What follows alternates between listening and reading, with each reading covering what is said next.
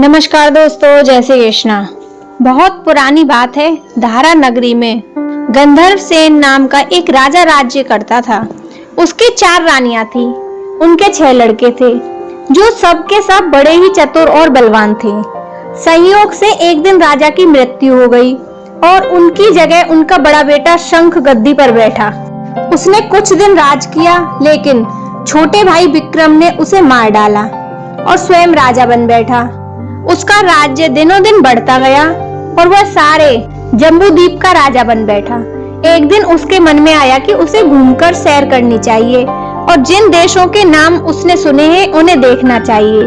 सो वह गद्दी अपने छोटे भाई भृतहरि को सौंपकर योगी बनकर राज्य में निकल पड़ा।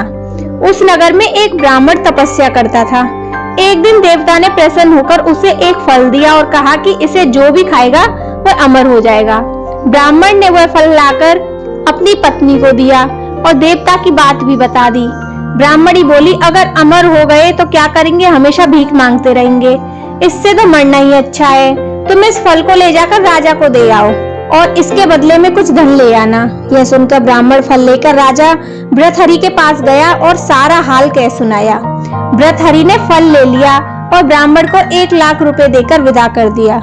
भृतहरि अपनी एक रानी को बहुत चाहता था। उसने महल में जाकर वह फल उसी को दे दिया। रानी की मित्रता शहर कोतवाल से थी। उसने वह फल कोतवाल को दे दिया। कोतवाल एक वेश्या के पास जाया करता था।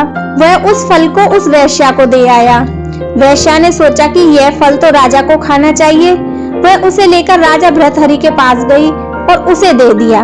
भृतहरि ने उसे बहुत सा धन दिया, लेकिन जब उसने फल को अच्छी तरह से देखा तो पहचान लिया कि उसे वही चोट लगी, पर उसने किसी से कुछ नहीं कहा। उसने महल में जाकर रानी से पूछा कि तुमने उस फल का क्या किया। रानी ने कहा, मैंने उसे खा लिया। राजा ने यह फल निकाल कर दिखा दिया। रानी घबरा गई और उसने सारी बात सच सच कह दी। भृतहरि ने पता लगाया तो पूरी बात ठीक ठाक मालूम हो गई। वह बहुत दुखी हुआ। उसने सोचा, यह दुनिया माया जाल है, इसमें अपना कोई नहीं। वह फल लेकर बाहर आया और उसने धुलवाकर स्वयं खा लिया। फिर राजपाट छोड़ योगी का भेष बना जंगल में तपस्या करने चला गया। भृतहरि के जंगल में चले जाने से विक्रम की गद्दी सूनी हो गई। जब राजा इंद्र को यह समाचार मिला तो उन्होंने यह देव को धारा नगरी की रखवाली के लिए भेज दिया। वह रात दिन वहीं रहने लगा। भृतहरि के राजपाट छोड़कर वन में चले जाने की बात विक्रम को मालूम हुई तो वह लौटकर अपने देश में आया। आधी रात का समय था। जब वह नगर में घुसने लगा तो देव ने उसे रोका। राजा ने कहा, मैं विक्रम हूँ, यह मेरा राज है, तुम रोकने वाले कौन होते हो? देव बोला, मुझे राजा इंद्र ने इस नगर की चौकसी के लिए भेजा है। तुम सच्चे राजा विक्रम हो तो आओ पहले मुझसे लड़ो। दोनों में लड़ाई हुई। राजा ने जरा सी देर में देव को पछाड़ दिया। तब देव बोला, हे राजन, तुमने मुझे हरा दिया, मैं तुम्हें जीवन दान देता हूँ। इसके बाद देव ने कहा, राजन, एक नगर और एक नक्षत्र में तुम 3 आदमी पैदा हुए थे। तुमने राजा के घर में जन्म लिया, दूसरे ने तेली के घर में और तीसरे ने कुमार के। तुम यहाँ का राज्य करते हो।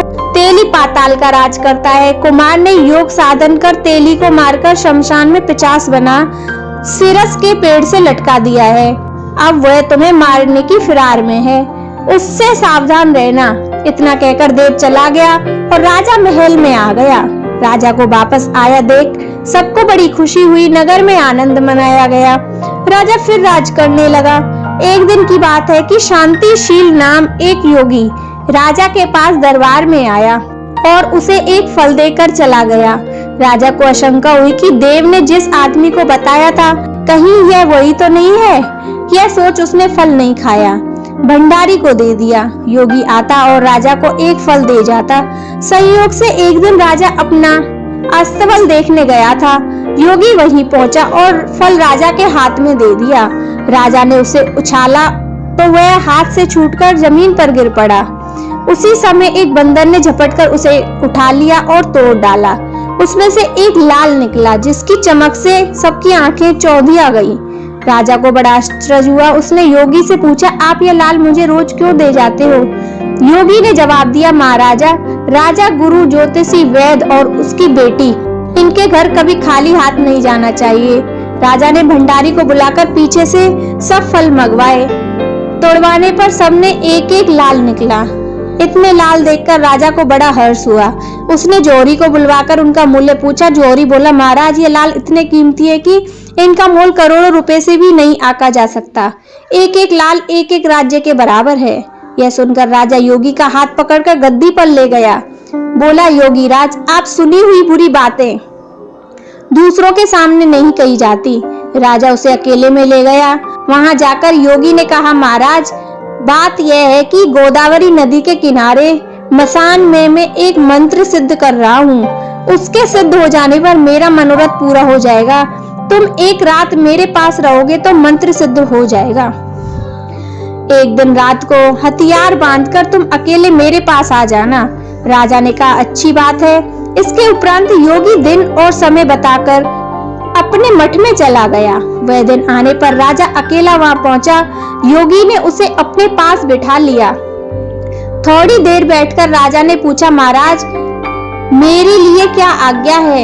योगी ने कहा, राजन, यहाँ से दक्षिण दिशा में 2 कोस की दूरी पर मसान में एक सिरस के पेड़ पर एक मुर्दा लटका है। उसे मेरे पास ले आओ, तब तक मैं यहाँ पूजा करता हूँ। यह सुनकर राजा वहाँ से चल दिया। बड़ी भयंकर रात थी। चारों ओर अंधेरा फैला था। पानी बरस रहा था। भूत प्रेत शोर मचा रहे थे। सांप आकर पैरों में लिपट रहे थे। लेकिन राजा हिम्मत से आगे बढ़ता गया। जब वह मसान में पहुंचा तो देखता है शेर दहाड़ रहे हैं, हाथी चिघाड़ रहे हैं, भूत प्रेत आदमियों को मार रहे हैं। राजा बेधड़क चलता गया और सिरस के पेड़ के पास पहुंच गया। पेड़ जड़ से फुंडी तक आग से दहक रहा था। राजा ने सोचा, हो ना हो यह वही योगी है जिसकी बात देव ने बताई थी। पेड़ पर रस्सी से बंधा मुर्दा लटक रहा था। राजा पेड़ पर चढ़ गया और तलवार से रस्सी काट दी। मुर्दा नीचे गिर गया और दहाड़ मार मार कर रोने लगा। राजा ने नीचे आकर पूछा, तू कौन है? राजा का इतना कहना था कि वह मुर्दा खिलखिलाकर हंस पड़ा। राजा को बड़ा अचरज हुआ। तभी वह मुर्दा फिर पेड़ पर जा लटका। राजा फिर चढ़कर ऊपर गया और रस्सी काट मुर्दे को बगल में दबा नीचे आया। बोला, बता तू कौन है? मुर्दा चुप रहा। तब राजा ने उसे एक चादर में बांधा और योगी के पास ले चला। रास्ते में वह मुर्दा बोला, मैं बैताल हूँ, तू कौन है? मुझे कहाँ ले जा रहा है? राजा ने कहा, मेरा नाम विक्रम है, मैं धारा नगरी का राजा हूँ, मैं तुझे योगी के पास ले जा रहा हूँ। बैताल बोला, मेरी एक शर्त है, तब मैं चलूंगा। अगर तू रास्ते में बोलेगा तो मैं लौटकर पेड़ पर जा लटकूंगा। राजा ने उसकी बात मान ली। फिर बैताल बोला, पंडित, चतुर और ज्ञानी, इनके दिन अच्छी अच्छी बातों में बीतते हैं, जबकि मूर्खों के दिन कलह और नींद में। अच्छा होगा कि हमारी राह भली भांति ही चर्चा में बीत जाए। मैं तुम्हें एक कहानी सुनाता हूँ, लो सुनो।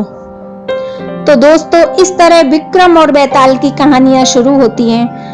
विक्रम और बैताल की पहली कहानी हम अगली वीडियो में सुनेंगे। जय श्री कृष्णा, राधे राधे।